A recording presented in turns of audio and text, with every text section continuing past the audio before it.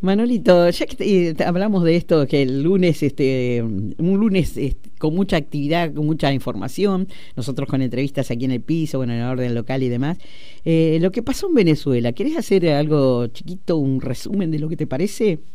A ver, lo que pasó en Venezuela es producto de un proceso que no se puede ver solamente lo ocurrido ayer, el día de las elecciones. Ujú.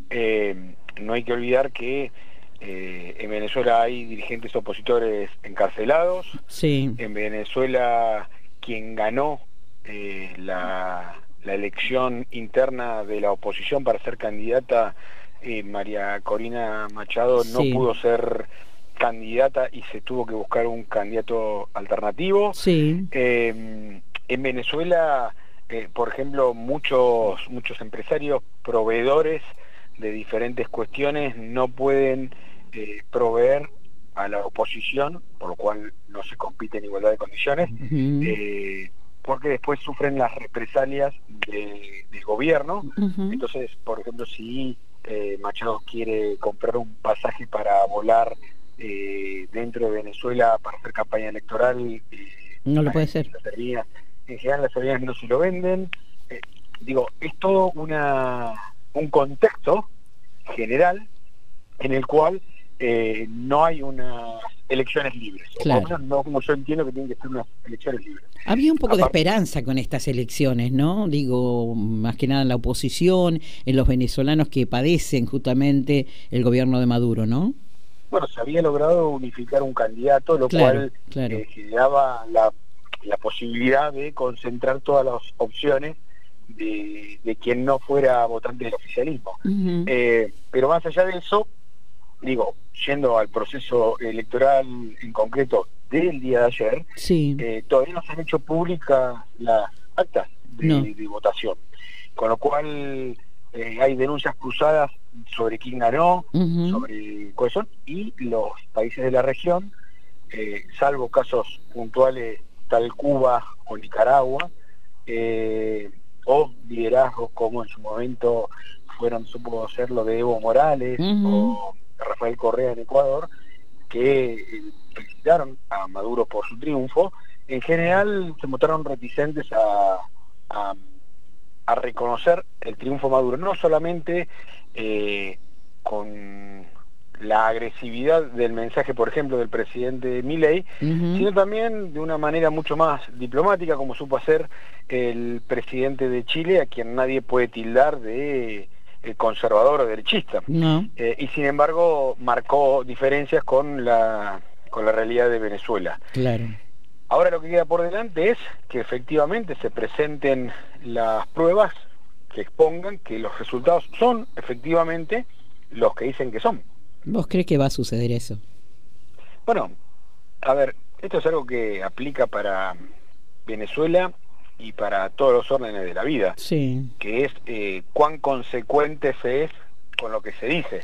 Ujú. Eh, Venezuela dice, el gobierno venezolano, las autoridades electorales venezolanas dicen que Maduro triunfó con el 51% de los votos. Gran mayoría de los países del mundo han dicho, no creemos en esos resultados, por favor compartan las pruebas que demuestren que eso efectivamente fue así. Ujú. Si no se demuestran las pruebas, bueno, habrá que ver qué es lo que hacen el resto de los países que hoy desconocen el gobierno de Maduro, porque ¿cuál es el problema? Si vos desconocés las elecciones, pero después en la práctica actúas Sí. como que las elecciones fueron válidas, Sí. Ujú. no cambia mucho la historia. Sí. Eh, a ver, los venezolanos en el exterior no pudieron votar No. mayoritariamente.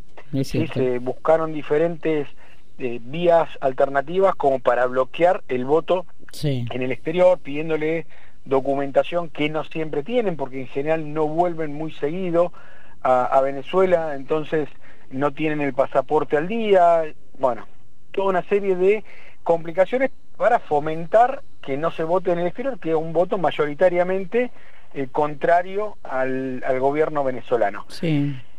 Los países donde la diáspora venezolana es muy amplia, por ejemplo Sí. Argentina, que es uno de los que tiene, bueno, Argentina y Colombia son dos, Colombia por una cuestión de proximidad geográfica Sí. y Argentina por una cuestión de hospitalidad, son dos de los países de Sudamérica fundamentalmente. Que más contienen venezolanos, es verdad. Exacto, que tiene una diáspora más grande, una comunidad venezolana más grande. Sí. Bueno, habrá que ver qué es lo que terminan haciendo las autoridades locales respecto a eso, para ver cómo se lleva a la práctica lo que discursivamente o a través de las redes pareciera ser un discurso muy inflamable de agresividad incluso, ante autoridades de otro país. Habrá que ver cómo eso se traduce en hechos concretos, o si después finalmente, más allá de todo, se cierra los ojos por conveniencia y se hace como que nada pasó. Aquí no ha pasado nada. Es que suele pasar eso, en muchos casos suele pasar eso. Hay una canción de Sabina que dice business are business. Business and business. Entonces, digamos, terminan primando los otras negocios. Cuestiones, bueno, a ver, no hay que perder de vista que Venezuela es un proveedor de petróleo, sí, claro, fuerte en el mercado internacional, es miembro de la OPEP, pisa fuerte en la OPEP, y eso le da un poder a Venezuela y a quien ejerce el poder en Venezuela que no tienen otros mandatarios de la región.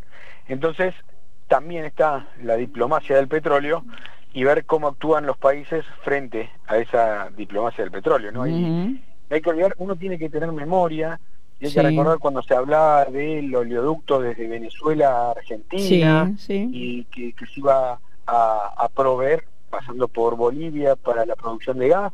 Entonces Argentina y Bolivia iban a producir gas mayoritariamente, Venezuela mayoritariamente petróleo, y que iba a haber un intercambio de bienes para poder de hecho en otros gobiernos lo hubo, ¿no? El intercambio de bienes de los que hablamos, ¿no? Justamente lo ha habido. Argentina supo tener, claro, Argentina, Argentina para con Venezuela, cuando estaba Hugo Chávez de presidente y Cristina Fernández de presidente en Argentina, y Néstor Kirchner de presidente en Argentina, cambió deuda, tomó deuda con Venezuela para pagar a organismos internacionales, cuando los intereses, digamos, políticamente se sentían más cerca de Chávez que de los organismos internacionales, aunque económicamente fuera más beneficioso en el momento el crédito de los organismos internacionales que el crédito que brindaba Venezuela.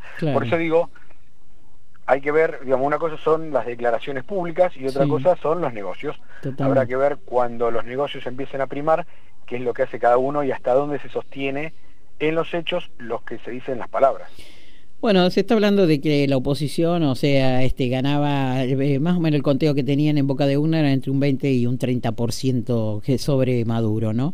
Yo pienso en la gente, ¿no? En los habitantes de Venezuela, en todos aquellos que se vienen a Argentina u a otros países, como hablábamos, es que están totalmente de desacuerdo con este gobierno de Nicolás Maduro. Pero también observaba cuando hablaba Nicolás Maduro la gente que lo aplaudía, qué raros somos los seres humanos, ¿no? No importa el otro, ¿no? Demasiado, si está padeciendo, sufriendo y demás. Total, de estar siempre del lado que calienta el sol, ¿no? Manolito. Había una vieja canción de Víctor Jara, que decía: usted no es nada, ni chicha ni limonada, y que va donde calienta el sol. Y eso suele ser una forma de conducta de los seres humanos. A todos, cosas que en la ciencia política, cuando se habla del peso que tienen las encuestas preelectorales, históricamente tenían un peso académico, si se quiere, para hacer una lectura de la realidad de la ciudadanía previo a una de las elecciones.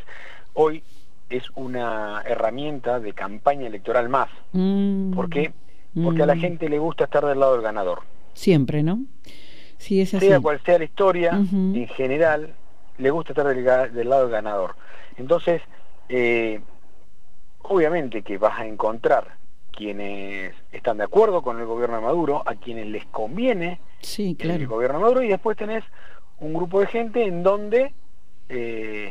pero es casi la mayoría. Si tomamos estos números, la gran cantidad del pueblo venezolano padece a Nicolás Maduro, ¿no?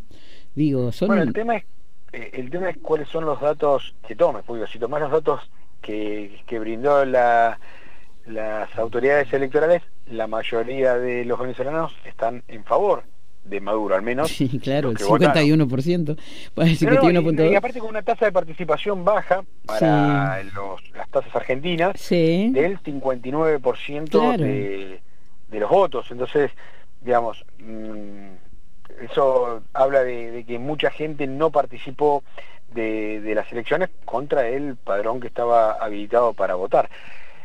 Pero lo que digo es, en cualquier circunstancia, Sí, en general, sí, al que triunfa, todo le gusta estar del lado del que triunfa. No es sí, gratificante estar de sí. quien es derrotado. No, claro. Entonces es lógico que, porque incluso aún sin tener la masividad que supieron tener durante la época de Chávez, a ver, en todo caso Maduro no es Chávez ni de cerca, No, pero sigue habiendo una movilización importante en favor de Nicolás Maduro y del proyecto del Partido Socialista de Venezuela. En ese contexto, me parece que es entendible. El problema me parece que pasa, y los argentinos de eso podemos hablar bastante, cuando las sociedades están fracturadas de tal manera en sí. donde se niega la existencia del otro. Lo que acá se dio en llamar la grieta. Ahora, cuando uno tiene diferencias con quien no piensa como uno, pero se puede sentar a dialogar, puede Sí, sentarse a consensuar, sí, a tratar de encontrar puntos en común, que pueden ser pocos, pero sí. encontrar puntos en común, se puede construir. Ahora, cuando la diferencia con quien no piensa como uno es antagónica e incluso hasta negar la existencia del otro, digo, si nosotros hablamos y decimos es el antipueblo, ahora si yo soy Sí, pueblo, el otro es antipueblo, sí. digamos, si el otro no está dentro del pueblo no hay forma de consenso, porque no se puede ser más o menos pueblo. Claro, claro, Y el claro. problema es cuando vos tenés puntos en común. Ahora, cuando vos tenés estas situaciones de fractura de la sociedad en donde las opiniones son tan disímiles, es Sí. muy difícil llegar a puntos en común que permitan construir e incluso establecer reglas del juego para el propio funcionamiento de la sociedad. Totalmente.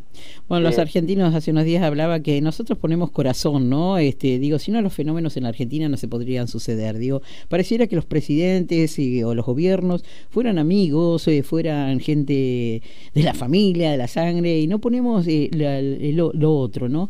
Que es una justicia para todos, un país justo, un país donde se pueda vivir bien, ¿no? Que lo podemos y tenemos las herramientas. Yo hablaba de los argentinos, pero bueno, Venezuela es muy parecido también, ¿no? Es muy parecido a esto, ¿no?